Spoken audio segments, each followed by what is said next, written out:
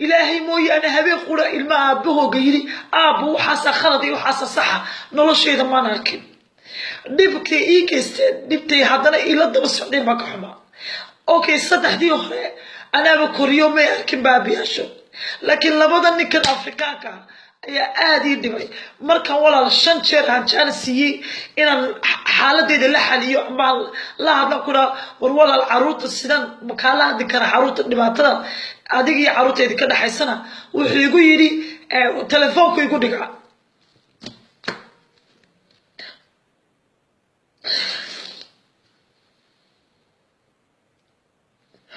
waxaan ku faraxsanahay inaan ku guuleystay maanta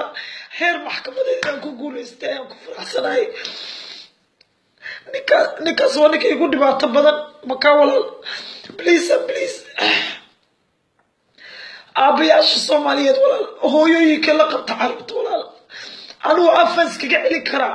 qalin iyo buug baa iskaga celi karaa laakiin waxaa jira hooyooyin aan doodi karin maanta aniga heerkayga maxkamad bay gaadhay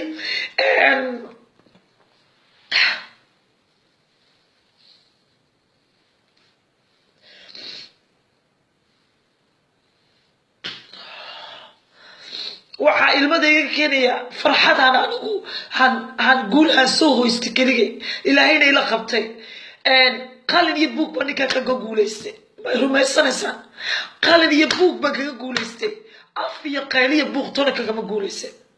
because waayo waxaa siiyey 10 times chance oon ilaahay horti ku siiyey oo ku wiri walaal carruurtan inaga dhaxaysa 5 sanadood ayuu been ii sheegayay oo gabadhu ay iskursadeen cadaanka ilmo yaro xanuunsanay hoodhi haysta xanuunkan stresska uu qabo ilmaheedu ayaa ilmahayga maalba dhibaatay bisha kaliya arko ninkana waa nin islahan weyn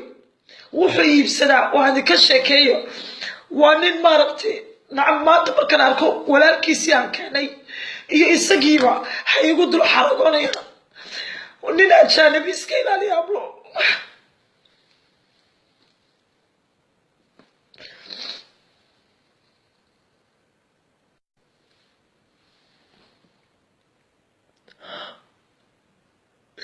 maanta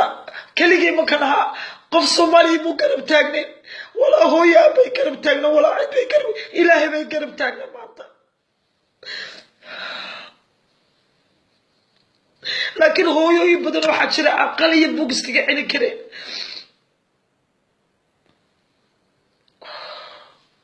waa idii bilaabaya sheekada in yar sugaya